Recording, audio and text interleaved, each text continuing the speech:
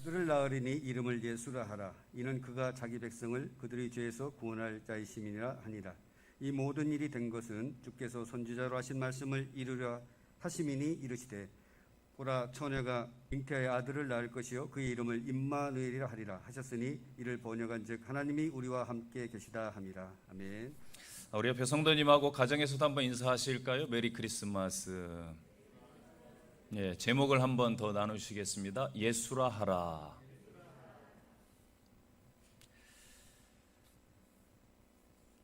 영화 다크 워터스라는 영화가 있습니다. 토드 헤인즈 감독의 최근의 영화입니다.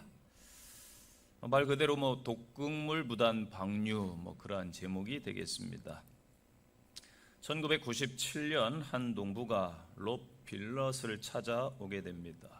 이 사람이 변호사인데 찾아와서 도움을 요청합니다. 약속도 없이 찾아온 또 허름한 옷차림을 한 농부가 다짜고짜 도와달라고 하니까 영문도 모르겠고 바쁜 롭 빌럿은 다른 변호사를 알아봐 준다며 농부를 내어 쫓으려 했습니다. 그때 농부가 이런 이야기를 합니다. 당신 할머니가 당신에게 가보라고 하더군. 롭 빌럿은 그 말에 오랜만에 웨스트 버지니아에 계신 할머니를 찾아가 뵐 수 있었습니다. 찾아간 마을에서 보이는 동네 소녀들의 치아가 까맣게 변색이 되어 있었습니다. 이 마을에서 무슨 일이 생기고 있는 것일까? 농부는 자신이 수집해 놓은 증거들을 롭에게 보여주었습니다. 심하게 확대된 소의 신장, 기형의 소의 자궁, 또 붓거진 소의 눈, 뒤틀린 소의 발굽, 착색된 치아 등등 징그러운 증거들을 농부는 수집하고 있었습니다. 자신의 삶을 망치고 있는 것의 정체와 자신의 권리를 찾기 위해서 농부는 농장 주변의 듀폰사의 매립지에서 이상한 일이 벌어지고 있다라고 확신을 했습니다. 롭 빌럿은 다시 오하이오로 돌아와서 듀폰사의 사장 빌에게 상황을 설명하고 농부에게 해명을 하라고 요구를 합니다. 부탁을 합니다. 화학기업을 대변하는 로펌의 파트너 변호사여서 그런지 아직까지 사장과 롭의 관계는 친하고 좋아 보였습니다.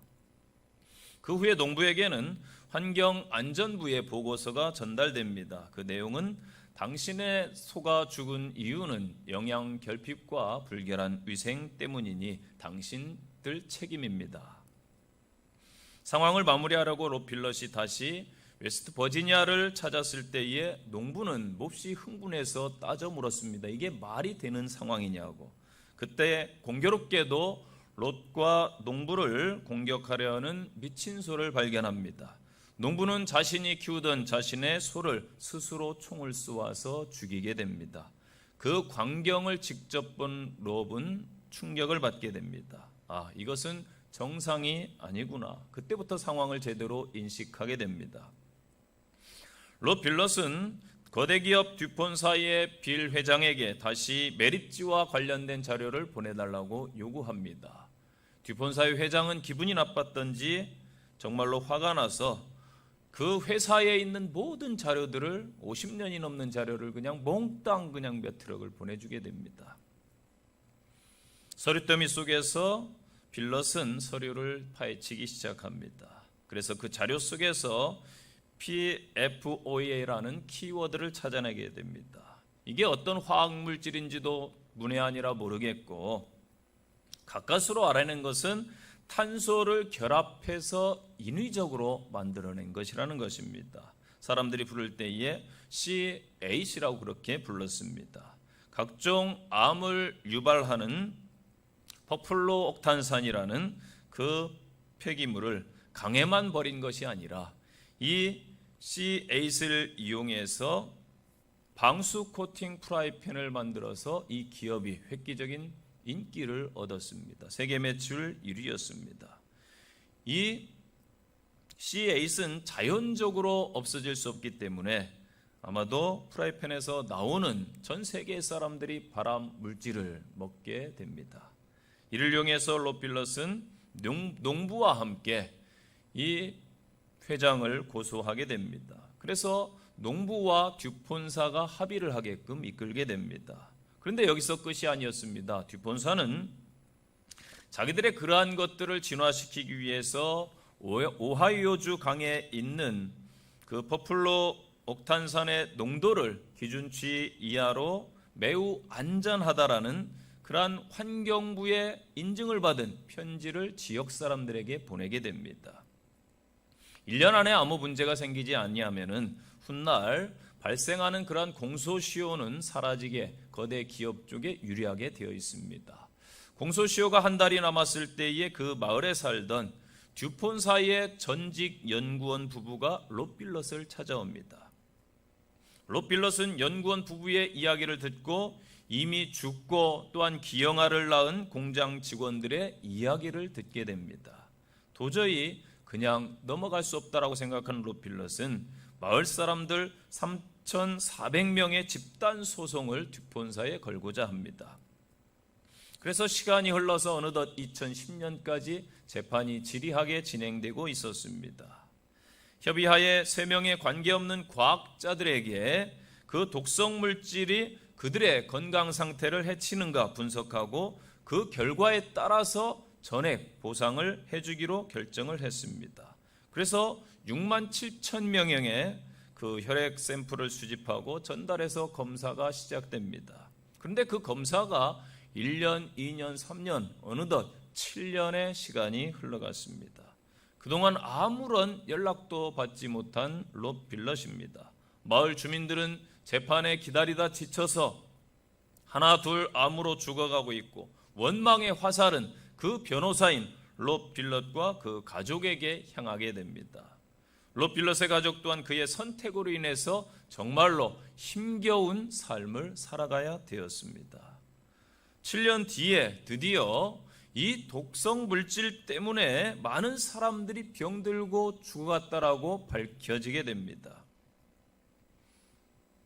그러나 거대 기업의 힘을 막을 수가 없었습니다. 많은 관료들을 동원하고 많은 로펌을 동원해서 다시 한번 이 소송을 지리하게 끌고 가게 됩니다. 결국 롯빌럿은 그 3,400여 개의 소송을 개별적으로 진행하기로 결심을 합니다. 그래서 1건, 2건, 3건, 4건 더디지만은 계속해서 개별적으로 소송을 해서 결국은 듀폰사가 백기를 들고 주민들 전원에게 보상을 하기로 했습니다. 이 영화에서 주제가 된 그 물질은 포플록탄산이라는 독성 폐기물입니다. 이 후라이팬은 물론 그 키우는 아기들의 아기 매트, 또 유치원의 그 매트, 또 콘택트 렌즈, 방수와 관련된 여러 곳에 다 사용되고 있었습니다. 이 독성 물질은 각종 암을 유발하는 물질, 또 갑상선 질환, 또 자간전증, 고콜레스테롤, 또 궤양성 대장염들을 유발했습니다. 아마도 초창기에 늘러붙지 않는 후라이팬이라고 해서 테프론이라는 그 물질이 첨가됐다고 해서 전 세계적으로 엄청난 인기를 끌었어요. 저도 그 후라이팬을 사용한 기억이 있습니다. 그래서 저희 나라에서도 뉴스데스크의 이슈로 이게 독극물이 함유된 후라이팬이었다니 하면서 뉴스로 9시 뉴스에 메인으로 나왔던 기억을 제가 하고 있습니다. 영화에서도 실제 한국의 MBC 뉴스를 보여줍니다. 영화는 1997년부터 진행된 20년이 넘는 재판을 그리고 있습니다. 20년의 재판에서 변호사 롯과 그의 가정은 국가와 결탁한 거대 기업으로부터 얼마나 힘겨워했겠습니까? 그럼에도 그는 끝까지 포기하지 아니하고 피해자들과 함께 했다라는 사실입니다. 이 영화는 실화입니다. 여러분, 예수님께서도 그 거대 기업이 아니라 이 땅에는 수많은 문제, 아픔이 있습니다. 그 이 땅에 오셔서 우리와 함께 하시려고 오늘 저희와 이 땅에 탄생하신 줄로 믿습니다. 예수님께서는 이 땅의 근본 문제를 해결하시기 위해서 온 세계의 문제를 위해서 이 땅에 오셨습니다. 예수님의 생애도 역사적 사실임을 믿으시기를 바랍니다. 오늘날 이 땅에 평화가 없고 전쟁과 테러, 또 바이러스라는 질병, 수많은 재난, 안타까운 문제들이 있습니다. 작게는 고난, 불안, 공허함, 질병, 생활고, 경제 문제, 자녀 문제, 가정 문제, 사회 문제 등등 수많은 문제들이 영적으로, 정신적으로, 육체적으로 괴롭히고 있습니다. 여러분, 이 모든 문제는 과연 어디에서 왔겠습니까? 세상에 수많은 문제가 있는데 중요한 것은 이 모든 문제는 창조주 하나님을 떠나면서 시작되었다라는 것입니다. 인간이 하나님을 떠나면서 시작되었다라고 성경은 분명히 말씀해 주고 있습니다. 여러분, 문제가 있으면 분명히 답이 있습니다. 그 답을 찾아 인간이 선행으로, 철학으로, 지식과 물질 문명으로 더 나아가서 많은 종교로 나갔지만은 지금까지도 아무 소용이 없었습니다. 여러분, 이 답은 분명히 하나님께 있습니다. 그분께서 인간을 만드시고 우주 만물을 창조하셨기 때문입니다. 하나님이 인류의 문제를 해결하고 치유하기 위해서 예수 그리스도를 이 땅에 보내셨습니다. 그래서 예수의 이름이 죄에서 구원할 자입니다. 모든 문제가 하나님을 떠난 죄 때문에 왔다라면은, 죄를 해결하면은 모든 문제는 해결되는 것입니다. 예수님께서 이 땅에 오심도 죄된 병된 인간을, 문제가 있는 인간을 치유해서 구원하시기 위함입니다. 22절에 기록되었듯이 선지자로 하신 말씀을 이루려 하신 것이라. BC 700년경에 활동하던 이사야 선지자의 예언의 말씀은 오늘 본문이 인용하고 있습니다. 보라, 처녀가 잉태하여 아들을 낳을 것이요 그 이름을 임마누엘이라 하리라. 이 예언의 말씀이 성취된 것이 예수님의 탄생입니다. 오늘 성탄절을 맞이하여 우리 성도들은 성탄의 목적을 바로 아는 그러한 은혜가 임하시기를 바랍니다. 예수님을 이 땅에 보내신 목적을 오늘 세 가지로 제가 말씀을 드리겠습니다. 첫째는 죄에서 구원하시기 위해서 예수님을 이 땅에 하나님이 보내셨습니다. 히브리서 2장 17절 18절 말씀입니다. 그러므로 그가 범죄의 형제들과 같이 되심이 마땅하도다. 이는 하나님의 일에 자비하시고 신실한 대제사장이 되어 백성의 죄를 속량하려 하심이라.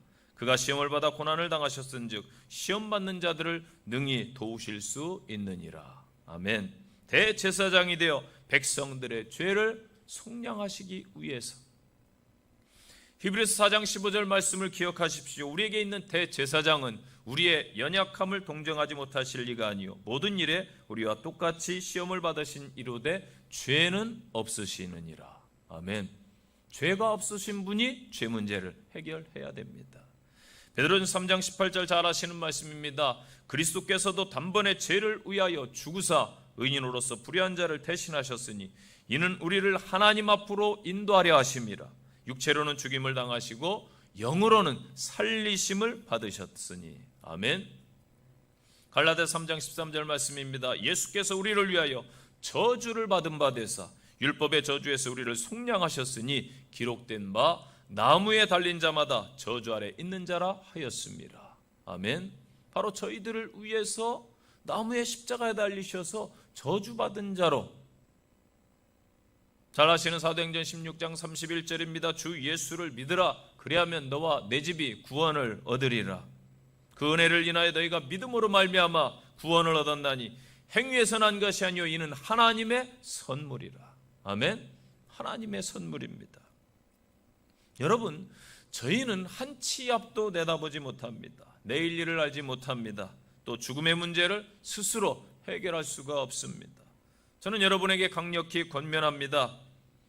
여러분들이 불치병에 걸렸다라면 그 치료약이 있다고 한다면 무슨 수를 써서라도 그 약을 구입할 것입니다. 돈이 필요하면 돈을 줄 것이요, 일을 하라고 하면 아마 일을 할 것이요, 재롱을 피워봐라 하면은 재주를 아마 부릴 것입니다. 왜? 생명이 이것들보다 더 귀하기 때문입니다. 지금 백신을 구입하려고 완전치도 않은 백신인데 전 세계에서 난리잖아요. 생명이 걸려있기 때문이지요. 여러분, 사람이 죽으면 끝나는 것이 아닙니다. 성경 말씀에 히브리서 9장 27절에 한번 죽는 것은 사람에게 정한 것이요 그 이후에는 심판이 있다라고 말씀합니다. 여러분을 겁주려 하는 말씀이 아니라 성경 말씀을 사실로 말하는 겁니다. 영원히 사는 천국이 있고 영원히 죽지 않는 지옥이 있다라고 말씀하시는데, 하나님이 인류를 위해 이 땅에 예수 그리스도를 보내셔서 그 예수님을 믿으면 영원히 사는 천국에 갈 것이요, 믿지 않으면 영원히 죽는 지옥에 갈 것이다. 제 말이 아니라 성경 말씀입니다. 인생은 어찌 보면 여러분 선택의 연속입니다. 지금까지 계속해서 여러분은 선택하며 사셨습니다. 이제 제일 중요한 선택이 남아있는 거예요. 예수님을, 하나님이 보내신, 이 땅에 보내신 예수님을 받아들일 것인가, 거부할 것인가. 선택은 이 땅의 사람들의 몫입니다. 그러나 그 선택으로 많은 사람들의 영원, 영생이 달려 있습니다. 저는 강력하게 말씀드립니다. 예수님을 받아들이시기 바랍니다. 그러면은 여러분은 천국에 갈 것이요, 인생의 모든 문제가 해결될 줄로 믿습니다. 여러분은 그냥 놔둬도 제 문제를 스스로 저와 여러분이 해결할 수가 없어요. 그냥 두어도 자연적으로 우리는 지옥 갈 존재예요. 왜? 죄인이 제 문제 해결하지 못하기 때문입니다. 저희들이 뭐가 아쉬워서 믿는 사람들이 듣기 싫은 소리 들으면서 예수를 믿으라고 권하겠습니까? 이것은 인지상정입니다. 여러분들이 마침 길을 걸어가는데 옆에서 곁에서 죽어가는 사람이 있어요. 그러면 여러분 그냥 지나칩니까? 아니지요. 동물이 다치거나 죽어가도 119에 신고해 주더라고요. 사람이 죽어간다고 하면은 당연히 119에 신고를 해서 도와주거나 경찰에 신고할 것입니다. 저희들도 마찬가지예요. 죄로 인해서 예수님을 못 만나서 죽어가는 줄도 모르고 죽어가는 이 땅의 사람들을 생명의 길로 안내하는 것입니다. 그래서 예수를 믿으라, 예수님을 소개하는 것입니다. 이 땅의 모든 근원, 이 땅의 모든 문제, 죄 문제를 해결해 주신 예수 그리스도의 탄생을 축하하면서 감사하는 복된 성도들 되시기를 축원드립니다. 두 번째 교훈입니다. 예수님의 이 땅에 오심은 죄인된 우리와 함께하기 위해서 오셨습니다. 임마누엘, 이 함께라는 뜻의 히브리어 임과 우리와라는 뜻의 마누, 또 하나님은 엘, 합쳐진 말이에요. 하나님의 아들 예수 그리스도께서 이 땅에 오셨다라는 것입니다. 죄악으로 절망 가운데 있는 인류를 구원하기 위해 이 땅에 강림하신 하나님이라는 사실입니다. 하나님이 우리와 함께 하신 분임을 강조하는 호칭이 임마누엘입니다. 이 말씀은 아까 말씀드린 이사야 7장 14절 말씀을 인용한 것이 마태복음의 본문 말씀입니다. 그런데 사실 이사야에서 임마누엘의 징표는 이 기쁨의 소식이 아닙니다. 원문에 보면은 남왕국 유다왕 아하스를 향한 하나님의 심판이 분명히 임할 것이라는 선지자의 경고의 말씀입니다. 어떻게 보면은 예수님의 탄생은 이 땅의 심판과 연결되는 것입니다. 예수 그리스도가 오심으로 구원이 임합니다. 그러나 하나님의 심판도 따라온다라는 것을 기억하시기를 바랍니다. 우리는 늘 이 점을 상기해야 됩니다. 구원과 심판은 늘 같이 갑니다. 그런 어떤 상황에서도 하나님의 은혜는 우리 믿음의 사람들에게 임함을 감사하시기를 바랍니다. 요한복음 1장에 보면은 태초에 말씀이 계시니라, 이 말씀이 하나님과 함께 계셨으니 이 말씀은 곧 하나님이시니라. 14절에 말씀이 육신이 되어 우리 가운데 거하심에 우리가 그의 영광을 보니 아버지의 독생자의 영광이요 은혜와 진리가 충만하더라. 아멘. 사도 요한은 요한복음에서 성탄의 의미를 우리에게 알려주고 있습니다. 말씀이 육신이 되어 우리 가운데 거하셨다. 독생자의 영광이다. 이 말씀이 하나님과 함께 계셨으니 곧 하나님이시다. 그 당시에 많은 사람들이 추구하던 최고에서는 로고스였어요. 그래서 너희들이 추구하는 그 로고스를 알려줄게, 바로 예수님이 최고의 선이야. 하나님이 우리와 함께 하심이 최고의 선이야. 이것을 사도가 알려주신 것입니다. 그래서 여러분, 성탄절은 하나님께서 우리에게 찾아오신 날입니다. 성탄절은 하나님이 사람이 되셔서 이 땅에 태어나신 날입니다. 이것을 성육신 그렇게 표현합니다. 하나님께서 독생자의 아들로 이 땅에 태어나신 것, 하나님이 친히 사람의 몸을 입고 이 땅에 오신 것은 엄청난 사건 중에 사건입니다. 여러분, 세상의 모든 종교는 사람들이 절대자 신을 찾아갑니다. 그러나 기독교는 반대예요. 절대자이신 하나님께서 이 낮고 천한 땅에 사람이 되어 찾아오셨습니다. 이 사건 때문에 우리가 성탄절을 즐거워하고 기뻐하는 것입니다. 하나님이 높고 높은 보좌를 버리시고 이 땅에 친히 거하셨다. 우리와 함께 하신다. 하나님께서 예수님을, 우리를 구원하시려고 사람의 몸을 입히셔서 이 어둠의 땅 빛을 비추며 오신 날, 그날이 바로 성탄절인 줄로 믿으시기를 바랍니다. 여러분, 하나님은 늘 우리 곁에 계신데 우리의 삶과 행위들, 오늘날 크리스찬들, 저와 여러분의 삶을 한번 돌아보십시오. 하나님이 계시지 않은 것처럼 행동하고 있진 않은지 성탄절을 맞아 우리가 돌아봐야 됩니다. 임마누엘의 신앙을 돌아보면 우리가 이중적인 신앙생활을 하고 있지는 않은가 생각이 들어요. 하나님께서 함께 하신다고 늘 입술로는 고백하는데 하나님은 늘 나와 함께 계신 것이 아니라 저 멀리 어딘가에 계시고 내 마음대로 행동하고 내 마음대로 여러분 살아가고 계시지는 않습니까? 죄악으로 가득 찬 이 세상에서, 지금 현재 코로나로 힘겨운 이 세상에서 하나님이 함께 하신다라는 것은 참 놀라운 은혜예요. 왜 그렇습니까? 우리는 결코 혼자가 아니기 때문입니다. 전능하신 창조주 하나님께서 저와 여러분과 함께 하심에 감사하시기를 바랍니다. 아무리 힘들고 어려워도요, 든든한 힘이 있으면, 배경이 있으면 일어설 수 있는 줄로 믿습니다. 사람들이 나를 떠나고 나를 힘들게 하고 이게 문제가 되지 않아요. 재물을 잃어버리고 건강을 조금 잃고 물질을 잃는 것, 그거 문제가 되지 않아요. 하나님 한 분 함께 계시면 다 커버가 되고 다 회복이 되고 해결될 줄로 믿으시기를 바랍니다. 그래서 전능하신 하나님이 우리와 함께 하심이 정말 기쁜 일이요 감사할 일인 것입니다. 죄로 인해 원수되었던 하나님과 인간이 함께 할 수가 없습니다. 그래서 예수님께서 화목 제물로 이 땅에 오신 거예요. 중보자이신 예수라고 그래서 표현합니다. 하나님과 인간 사이의 가교가 되어주신 것이지요. 그래서 우리 가운데 거하신다. 마태복음 28장에 보면 세상 끝날까지 우리와 함께 하신다. 하나님의 백성들은 그래서 하나님과 더불어 살아가야 될 줄로 믿습니다. 여러분, 하나님이 계시지 않는 곳, 거하시지 않는 곳은 없어요. 땅 끝에 갈지라도 하나님은 거기 계시는 줄로 믿습니다.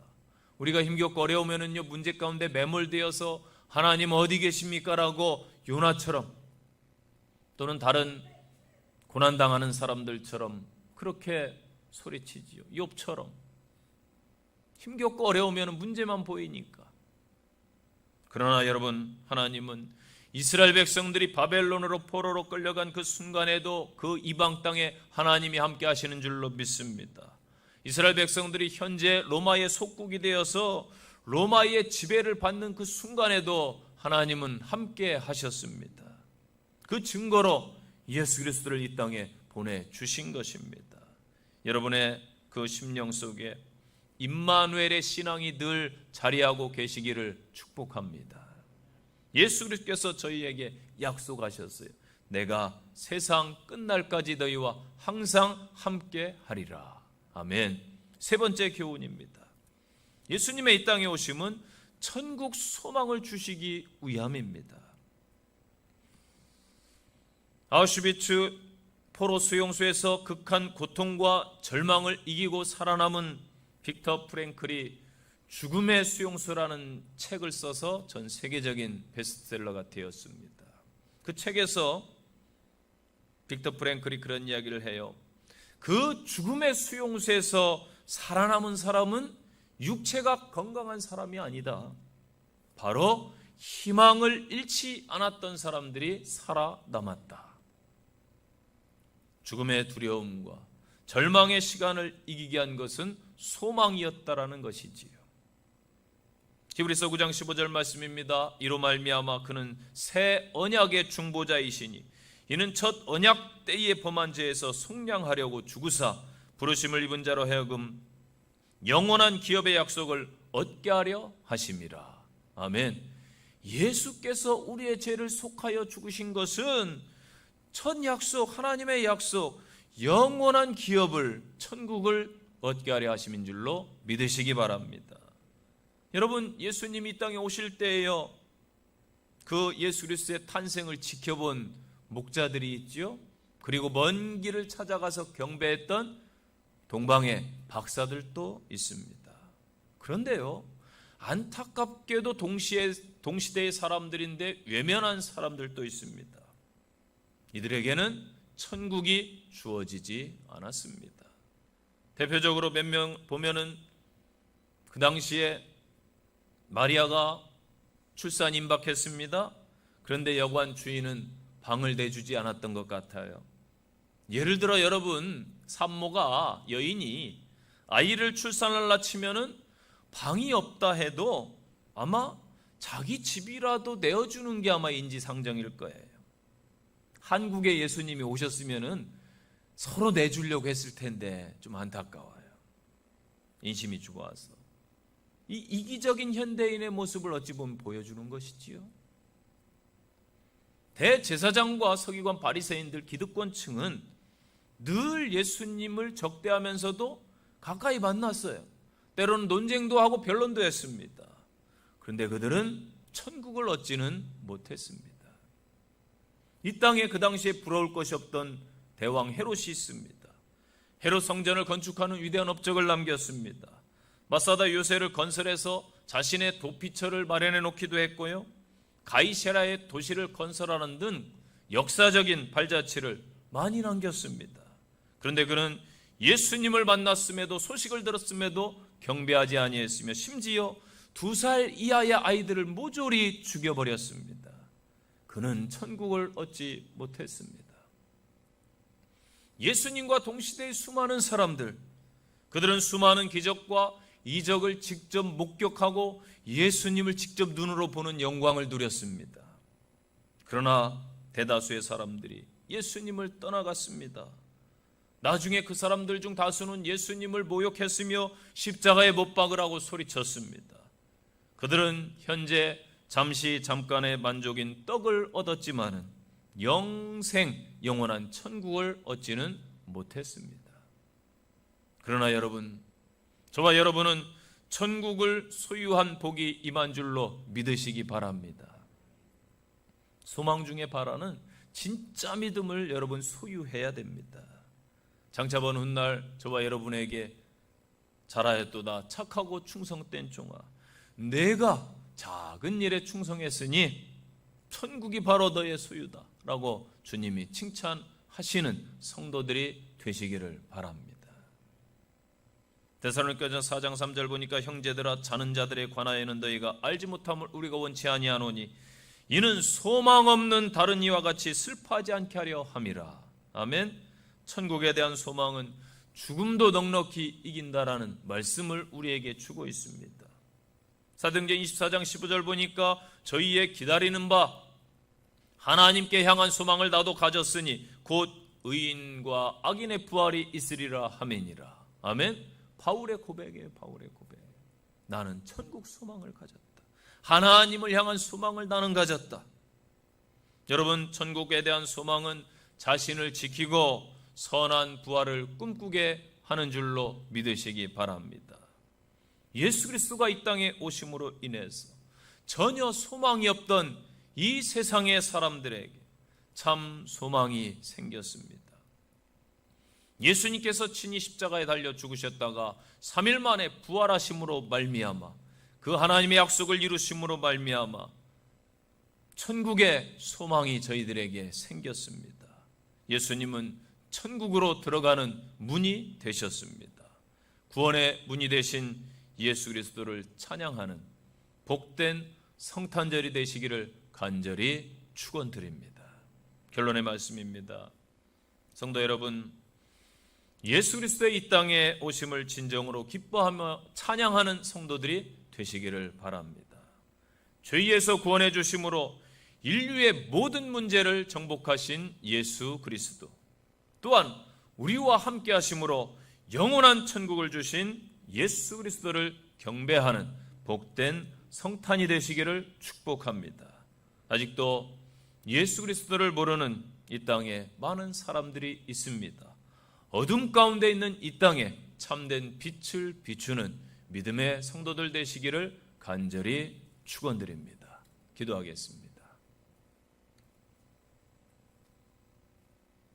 영원히 죽을 수밖에 없고 멸망받을 수밖에 없던 저희들에게 예수 그리스도를 이 땅에 보내주신 하나님을 찬양하며 경배합니다. 지구촌 곳곳에서 드려지는 예배 가운데 하나님이 임하셔서 성도들을 다시 세워 주시옵소서. 저희들이 성탄의 기쁨을 가지고 세상을 넉넉히 이기는 믿음의 사명자들 되게 하옵소서.